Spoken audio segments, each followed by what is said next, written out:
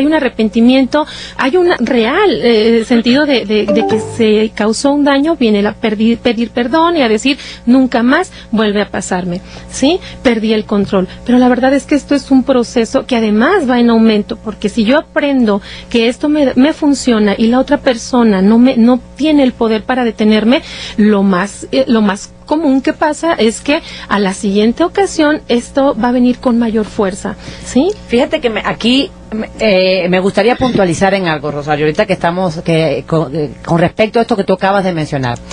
Esto quiere decir entonces que cuando se comete un acto violento, pensemos en una primera vez, o sea, el primer acto violento que se da, por lo menos el primer acto violento significativo, porque como bien tú dices, no se llega nada más si se da un golpe, hubo fases previas que desencadenaron en que la pérdida de control llegara a que de plano ya no me pude controlar, hablando de hombres, mujeres, hacia niños, no importa hacia dónde, pues, sencillamente se originó una pérdida de control y hubo un acto agresivo, digamos, de agresión física.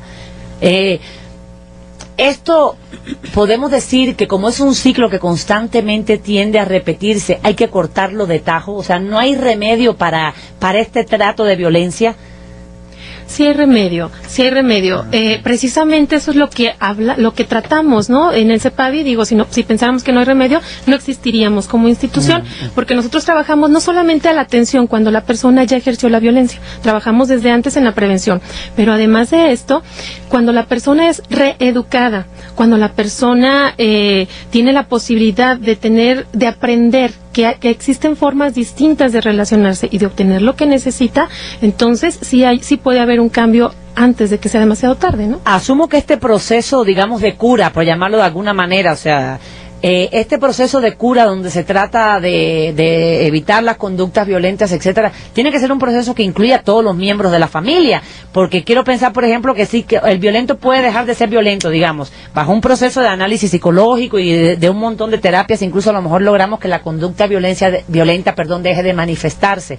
Pero también sabemos que hay casos donde las personas se acostumbran a la violencia. ¿Qué pasa si los demás miembros de la familia no se integran a este proceso de curación, digamos, de sanación? Y entonces yo ya de todas maneras vivo con miedo.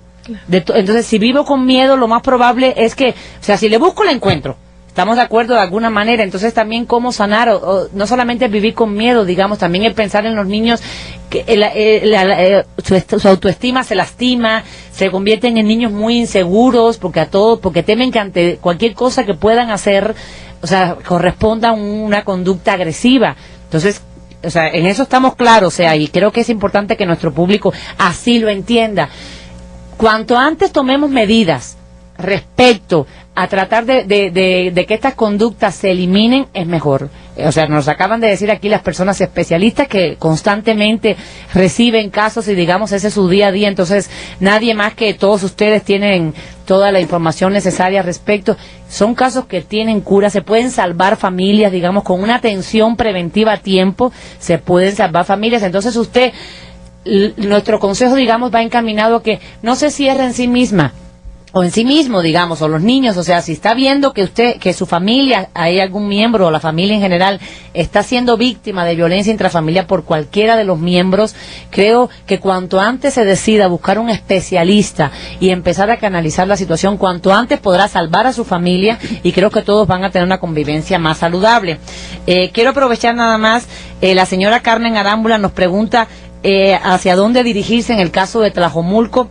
Señora Carmen, le quiero dar los teléfonos de una unidad de atención que existe en Tlajomulco para que se comunique usted y pueda ser canalizado su caso, cualquier duda que tengan al respecto. O sea, son unidades que no nada más atienden a personas maltratadas, también hacen trabajo de prevención.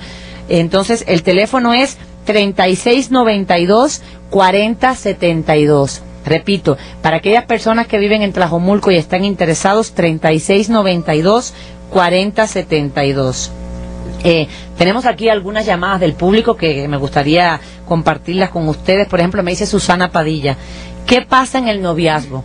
También hablamos de violencia en la etapa del noviazgo. ¿Qué tengo que ver, o sea, qué acciones tengo yo que ver para definir una relación violenta? ¿Qué le podemos decir a Susana? Sí, y curiosamente, en muchos de los casos yo estoy directamente en la atención con las personas que viven este tipo de situaciones y me he encontrado con la sorpresa de que la mayoría, muchos de los casos han empezado a vivir violencia justamente en la etapa del noviazgo. Y es que en esa etapa hay ya datos, hay muchas evidencias de formas de relacionarse agresivamente que a veces no se ven. Precisamente por estar en la etapa del enamoramiento, la gente no percibe que ya desde ahí empieza a haber control, empieza a haber manipulación. Ahorita es muy dado a través de los medios de comunicación como el celular, los mensajes, el Messenger. Ese se está viendo ahorita como una forma extraordinaria de manipulación y de control entre los miembros de la pareja. Este es un problema muy fuerte que ya se está dando y a las puertas de algunas unidades como la nuestra ya han llegado casos de chicas, de personas que ya están en el noviazgo viviendo este tipo de situaciones. ¿Podríamos darles algunos ejemplos, digamos, de algunos comportamientos que denotaran violencia en el caso de Susana que nos está pidiendo?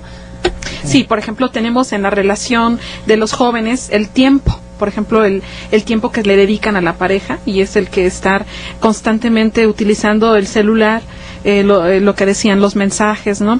También, por ejemplo... O sea, ¿dónde estás? ¿Qué estás haciendo? Así es. Okay. Y bueno, otra, dime con quién, ¿no? Y a qué horas te desocupas, y aunque saben que están en la escuela, aún sigue el control, ¿no? Del tiempo primero. Después, por ejemplo, empiezan a controlar formas o dar señales del vestir, ¿no? De los, no me gusta que te pongas eso, oye, ¿por qué no te pones de otro color el cabello?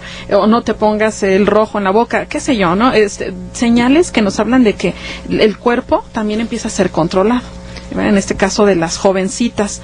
Y aparte de eso, en este caso la familia, ¿no? Que también empieza la posesión, pues, de que quiero que vayas o no vayas a tal evento, no quiero que vayas con tus papás, mejor quédate, etcétera, ¿no?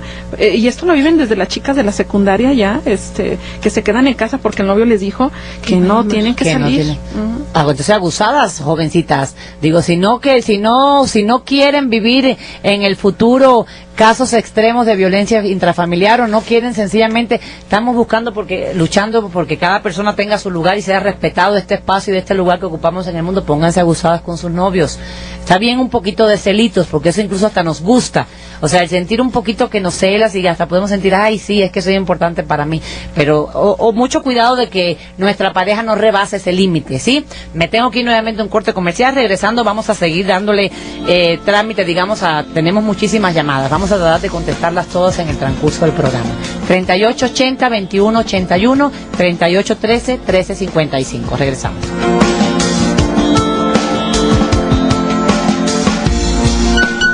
En Radio Vital, 1:37.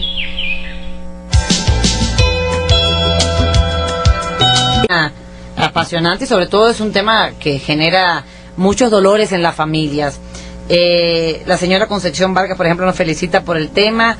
Ella nos dice que la violencia se da en todos los niveles, en hombres y mujeres. O sea, nos agradece la información y estamos de acuerdo, pues. O sea, cuando hablamos de violencia no nada más es que el hombre de alguna manera golpea a la esposa.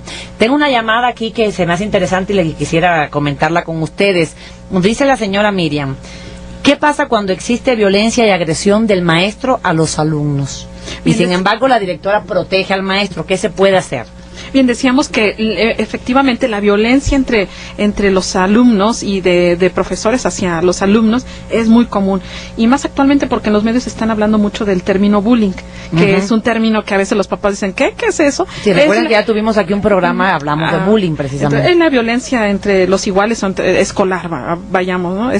Entonces sí tenemos actualmente un boom, precisamente porque se empieza a manejar en los medios, y qué bueno, felicitamos de veras a que ese tema se abra más, porque a veces la violencia escolar se tenía así muy guardadita todavía, y actualmente, sale a la luz pública y tenemos, sí, que hacer muchas cosas. Actualmente el Consejo tiene dentro de sus representantes a una persona que está por parte de la Secretaría de Educación Pública, y ya empiezan a hacer cosas. Entonces, todavía en el Estado, no la hemos tomado así como el gran tema, pero ya se empiezan a hacer cosas importantes para que los maestros, primero, deriven cuando ellos encuentran en sus alumnos violencia. puedan o sepan qué hacer, porque a veces los maestros de veras con toda su carga que tienen no saben cómo derivar los casos. Pero en este caso aquí nos habla, señora Miriam, de un maestro que maltrata a los alumnos. En este caso sí